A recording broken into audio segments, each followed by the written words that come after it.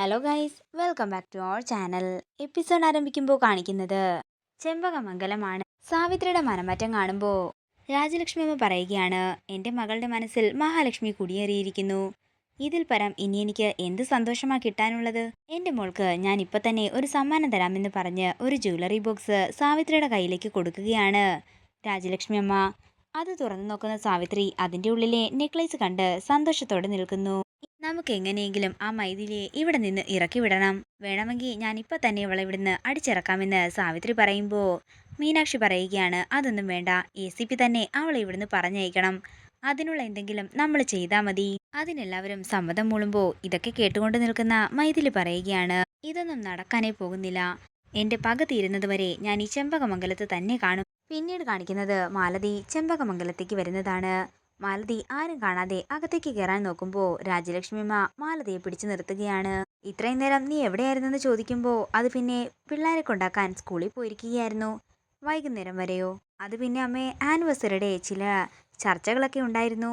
ഡാൻസിന്റെ പാട്ട് സെലക്ട് ചെയ്യുന്നത് ഞാനാണെന്നൊക്കെ മാലതി പറയുമ്പോൾ രാജലക്ഷ്മിയമ്മ മാലതിയെ നോക്കുകയാണ്. അല്ല മാലതി, നിന്റെ കയ്യിലെന്താ? ആ കവറിങ് തന്നേന്ന് പറഞ്ഞ് രാജലക്ഷ്മിയമ്മ കവർ വാങ്ങുകയാണ്. അതിൻ്റെ ഉള്ളിലെ സാരി കണ്ട് ഇതെവിടെ നിന്നാണെന്ന് രാജലക്ഷ്മി അമ്മ ചോദിക്കുമ്പോൾ അത് പിന്നെ കുട്ടികൾക്ക് ഇൻട്രൊഡക്ഷൻ ഡാൻസിനുള്ള സാരിയാണെന്നും 1300 പറഞ്ഞ് 1000-ന് എനിക്ക് തന്നെന്നും മാലതി പറയുന്നു. ഇത് കേൾക്കുന്ന രാജലക്ഷ്മി അമ്മ പറയുകയാണ്, എൻ്റെ മാലതി, സാരിയിലൊക്കെ മ്യൂറൽ പെയിന്റിംഗ് ചെയ്തു കൊടുക്കുന്ന എന്നോടാണോ നീ കള്ളം പറയുന്നത്? എങ്ങനെ പോയാലും ഈ സാരിക്ക് 1,00,000 രൂപ വില വരും. ദേ, ഇതിൻ്റെ അകത്തുണ്ടല്ലോ 1,00,000 എന്ന് എൻ്റെ മുമ്പിൽ പറഞ്ഞത് പറഞ്ഞു. നീയേ ഇങ്ങനെയൊന്നും ജഗദീഷിന്റെ മുന്നിൽ ചെന്ന് പറയാൻ നിൽക്കണ്ട.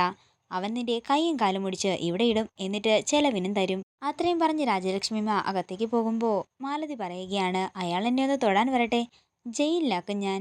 പിന്നീട് കാണിക്കുന്നത് വൈശാഖ് ചെമ്പകമംഗലത്ത് എത്തിയിരിക്കുന്നതാണ്. ഇവിടെ ആരുമില്ലേ എന്ന് വൈശാഖ് ചോദിക്കുമ്പോൾ വൈശാഖിന്റെ ശബ്ദം കേട്ട് ഞെട്ടലോടെ നിൽക്കുകയാണ് മൈഥിലി. തുടർന്ന് മീനാക്ഷി പുറത്തേക്ക് ഇറങ്ങി ചെല്ലുകയാണ്. ഇതാരാ, ഫ്രൂട്ട് അസോസിയേഷന്റെ മെമ്പറോ? എടി എന്ന് പറഞ്ഞുകൊണ്ട് വൈശാഖ് മീനാക്ഷിക്ക് നേരെ ചെല്ലുമ്പോൾ മീനാക്ഷി പറയുകയാണ്, അതെ, എടി പൊടിന്നൊക്കെ നിന്റെ വീട്ടിലുള്ളവരെ വിളിച്ചാൽ മതി. നിന്നെ കാണുമ്പോൾ തന്നെ കരണത്തിട്ട് 2 തരണമെന്നൊക്കെ ഞാൻ കരുതിയിരുന്നതാ. പിന്നെ തല പൊക്കാനാകാത്ത പാമ്പിനെ തല്ലിയിട്ട് എന്താ കാര്യം? അല്ല, നീ എന്താ ഗത്യന്തരമില്ലാതെ ഇങ്ങോട്ടേക്ക് വന്നത്? പുൽച്ചാടിയെ പോലെ ചാടി നടക്കുന്ന നിന്റെ ഭാര്യയെ കാണാനാണോ? അവളെ ഇങ്ങോട്ടേക്ക് ഇറക്കി വിടടിയെന്ന് വൈശാഖ് പറയുമ്പോൾ ഞങ്ങൾ ആരും അവളെ പിടിച്ചു വച്ചിരിക്കുകയല്ല. അതേസമയം എന്താ പ്രശ്നമെന്ന് ചോദിച്ച് മാലതി വരുമ്പോൾ മീനാക്ഷി പറയുകയാണ്, നിങ്ങളുടെ പൊന്നാങ്ങള ഇവിടെ കിടന്ന് വെല്ലുവിളിക്കുകയാ. എന്താടാ വൈശാഖെ നിന്റെ പ്രശ്നം? പ്രശ്നമൊന്നും ഉണ്ടാക്കാതെ പോകാൻ നോക്കാൻ മാലതി പറയുമ്പോൾ അവളെയും കൊണ്ടേ ഞാൻ പോകൂവെന്ന് വൈശാഖ് പറയുന്നു. എൻ്റെ ദൈവമേ, ഇന്നിവിടെ ഒരു ഭൂകമ്പം നടക്കുമല്ലോ. എടാ, പോകാൻ നോക്കാൻ മാലതി പറയുമ്പോൾ അവളെയും കൊണ്ടേ ഞാൻ പോകൂവെന്ന് വൈശാഖ് പറയുന്നു. അതേസമയം ഇതെല്ലാം കേട്ട് പേടിയോടെ നിൽക്കുകയാണ് മൈഥിലി. പിന്നീട് കാണിക്കുന്നത് കാർത്തി ചെമ്പകമംഗലത്തേക്ക് വരുന്നതാണ്. കാർത്തിയുടെ കാർ കണ്ട ഉടൻ മീനാക്ഷി പറയുകയാണ്, ഇവന്റെ കാര്യത്തിൽ ഇപ്പൊ തന്നെ ഒരു തീരുമാനമായിക്കോളും. തുടർന്ന് കാർത്തി ദേഷ്യത്തോടെ വൈശാഖിന്റെ അടുത്തേക്ക് ചെല്ലുകയാണ്. നിനക്കെന്താടാ ഇവിടെ കാര്യമെന്ന് കാർത്തി ചോദിക്കുമ്പോൾ എൻ്റെ പെണ്ണിവിടെ ഉണ്ടെന്നും എൻ്റെ പെണ്ണിനെ കൊണ്ടുപോകാനാ ഞാൻ വന്നതെന്നും വൈശാഖ് പറയുന്നു. മൈഥിലിയെ കൊണ്ടേ ഞാനിവിടുന്ന് പോകുമെന്ന് വൈശാഖ് പറയുമ്പോൾ കാർത്തി പറയുകയാണ്, അവളെ ഇവിടെ ആരും പിടിച്ചു വെച്ചിട്ടൊന്നുമില്ല. അവള് വിഷം കഴിച്ച് തളർന്നു വീണു. ഒരു അഭയത്തിന് ഞാൻ അവളെ ഇങ്ങോട്ടേക്ക് കൊണ്ടുവന്നു. ഒന്നുമില്ലെങ്കിലും എൻ്റെ കുഞ്ഞിനെ അവളുടെ വാടക ഗർഭപാത്രത്തിൽ നിന്നാണല്ലോ കിട്ടിയത്. എൻ്റെ ഭാര്യ മീനാക്ഷിയുടെ പെർമിഷനോട് കൂടി തന്നെയാ ഞാൻ അവൾക്കിവിടെ അഭയം കൊടുത്തത്. നിനക്ക് പറ്റുമെങ്കിൽ അവളെ വിളിച്ചുകൊണ്ട് പോകാം. ഞാനോ ഇവിടെയുള്ളവരോ ഒന്നിനും എതിര് നിൽക്കില്ല.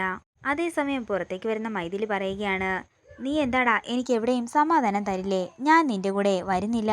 നീയെ ഒരു കള്ളുകുടിയനാണ്, ആഭാസനാണെന്നൊക്കെ മൈഥിലി പറയുമ്പോൾ മൈഥിലിയെ തല്ലാനായി കൈ ഓങ്ങുകയാണ് വൈശാഖ്. പെട്ടെന്ന് തന്നെ കാർത്തി അത് തടയുകയാണ്. ഞാൻ നിന്നോട് പറഞ്ഞില്ലായിരുന്നോ, ഇവളുടെ അനുവാദമുണ്ടെങ്കിൽ നിനക്ക് ഇവളെ ഇവിടെ നിന്ന് കൊണ്ടുപോകാം. ഇത് കേൾക്കുന്ന വൈശാഖ്, ഞാൻ എന്താണെങ്കിലും ഇവളെയും കൊണ്ടുപോകുമെന്ന് പറഞ്ഞ് മൈഥിലിയുടെ കയ്യിൽ പിടിക്കുമ്പോൾ കാർത്തി വൈശാഖിനെ തടഞ്ഞുകൊണ്ട് വൈശാഖിന്റെ മുഖമടക്കിയൊന്ന് കൊടുക്കുകയാണ്. അങ്ങനെ അവർ തമ്മിൽ അടിപിടിയാകുമ്പോൾ ജഗദീഷ് അങ്ങോട്ടേക്ക് വന്ന് രണ്ടിനെയും പിടിച്ചു മാറ്റുന്നു. എന്താ കുഞ്ഞളിയ, എന്താ പ്രശ്നമെന്ന് ജഗദീഷ് ചോദിക്കുമ്പോൾ ഈ കാർത്തി എന്നെ തല്ലിയെന്നും മൈഥിലിയെ കൊണ്ടുപോകാനാ ഞാൻ വന്നത്, അവൻ അതിനെന്നെ തടയുന്നെന്നും വൈശാഖ് പറയുന്നു. അങ്ങനെ വരാൻ വഴിയില്ലല്ലോ കുഞ്ഞളിയ, ചിലപ്പോ ഇവളുടെ അനുവാദമില്ലാതെ കൊണ്ടുപോകരുതെന്ന് കാർത്തി പറഞ്ഞു കാണുമെന്ന് ജഗദീഷ് പറയുമ്പോൾ അത് ശരിയാണെന്ന് പറഞ്ഞുകൊണ്ട് മീനാക്ഷി വരുന്നു. എന്തൊക്കെ പറഞ്ഞാലും ഞാൻ ഇയാളുടെ കൂടെ പോകില്ലെന്ന് മൈഥിലിയും പറയുന്നു. തുടർന്ന് ജഗദീഷ് വൈശാഖിനിട്ട് തല്ലുന്നതാണ് കാണിക്കുന്നത്. വൈശാഖ് ജഗദീഷിനെ അടിക്കാനായി ഒരു വടിയെടുക്കുമ്പോൾ കാർത്തി മുകളിലേക്ക് ഷൂട്ട് ചെയ്യുന്നു. ജീവൻ വേണമെങ്കിൽ ഇറങ്ങി ഓടിക്കൊള്ളാൻ കാർത്തി പറയുമ്പോൾ വൈശാഖ് അവിടെ നിന്ന് പോവുകയാണ്.